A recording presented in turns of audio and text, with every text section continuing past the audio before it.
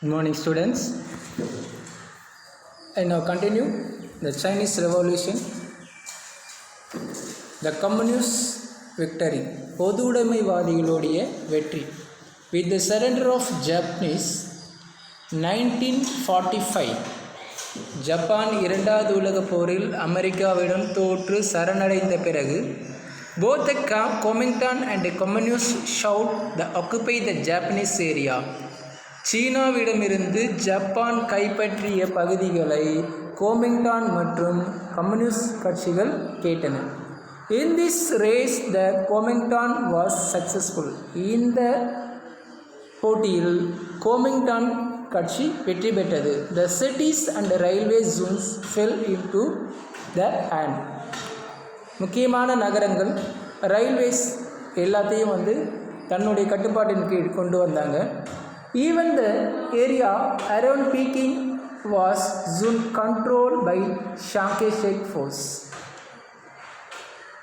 அதே சமயம் பீக்கிங் மற்றும் அதை சுற்றியுள்ள பகுதிகள் ஷாங் கை-ஷெக்குடைய படையின் கட்டுப்பாட்டின் கீழ் கொண்டு வரப்பட்டது. Largely because of the military aid given by USA. இவங்களுக்கு யுஎஸ்ஏ பார்த்தீங்கன்னா பெரும் அளவிலான இராணுவ தளவாடங்கள் கொடுக்கப்பட்டு இவர்கள் வெற்றி பெற்றார்கள்.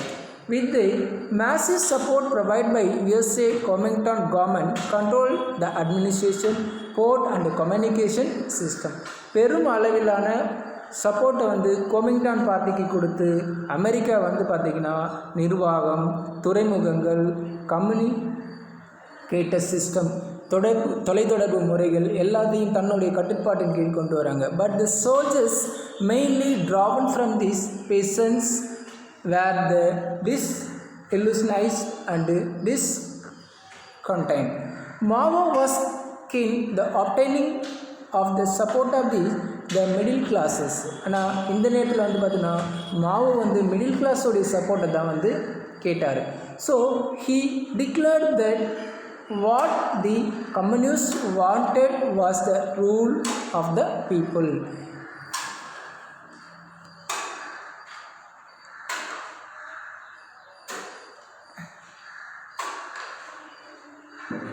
So they declared that what communists wanted was the rule of the people.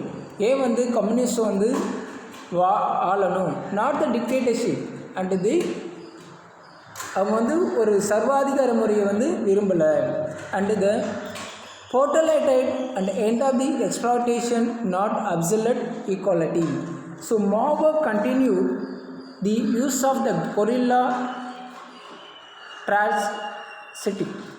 மாவோ தொடர்ந்து கொரில்லா போர் முறையை பின்பற்றினார். But also order large scale military movements. ஆனால் பார்த்திங்கன்னா பெருமளவிலான இராணுவம் அவங்கள அட்டாக் பண்ணாங்க. The cities fell one by one and Chiang Kai-shek army began the disintegrated quickly. ஒவ்வொரு நகரங்களாக ஷாங் கை-ஷெக்கோடைய நகரங்கள் பார்த்திங்கன்னா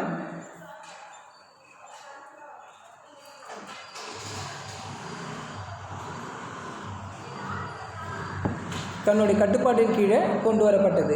In the summer of 1948, the communist control had been established over the most of the part of China. ஷாங் கை-ஷெக்கோடைய கட்டுப்பாட்டின் கீழ் இருந்த ஒவ்வொரு நகரங்களாக கைப்பற்றி ரொம்ப வேகமாக கைப்பற்றி 1948 ஒட்டுமொத்த சீனாவில் முக்கியமான நகரங்கள் மோஸ்ட் ஆஃப் த போர்ட் பார்த்திங்கன்னா தன்னுடைய கட்டுப்பாட்டின் கீழே கம்யூனிஸ்ட்டு கொண்டு வராங்க. So national people Congress in September 1949, before fighting had ended in the south of China. 1949க்கு முன்னாடி சைனா உடைய தெற்கு பகுதியில் சண்டை முடிவுக்கு கொண்டு வரப்பட்டது. The People Political Consultative Conference meet in Peking. மக்கள் பார்த்தீங்கன்னா அரசியல் ரீதியான ஒரு மாநாடு பீக்கிங்கில் நடந்தது. Consisting of over 650 delegates from the Communist Party and other left-wing organizations. கிட்டத்தட்ட 650 கம்யூனிஸ்ட் பொதுவுடைமைவாதிகள் இதில் கலந்துக்கிட்டாங்க. அதோடு மட்டும் இல்லாமல் லெஃப்ட் விங் இடதுசாரிகள் அப்படின்னு சொல்லக்கூடியவர்களும் இதில் கலந்துக்கிட்டாங்க. The conference elected the Central Governing Council with Mao as the இதன் மூலமாக சென்ட்ரல் கவர்னிங் கவுன்சில் மத்திய ஆட்சிக்கான ஒரு மன்றம் குழு உருவாக்கப்பட்டது. அந்த குழுவிற்கு தலைவராக மாவோ தேர்ந்தெடுக்கப்பட்டார். ஸோ அப்படி மாவோ தேர்ந்தெடுக்கப்பட்ட பிறகு என்ன பண்ணுறாங்கன்னா, establish of this people's republic of China under the leadership of Mao Zedong. மாசேதுங்குடைய தலைமையில் மக்கள் குடியரசு சீனா அப்படி என்று உருவாக்கப்பட்டது.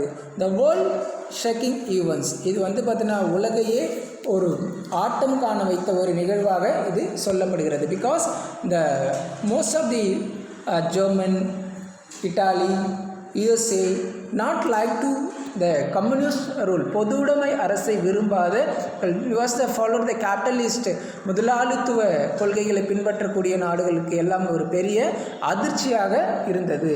தேர் were now two mighty communist powers in this world.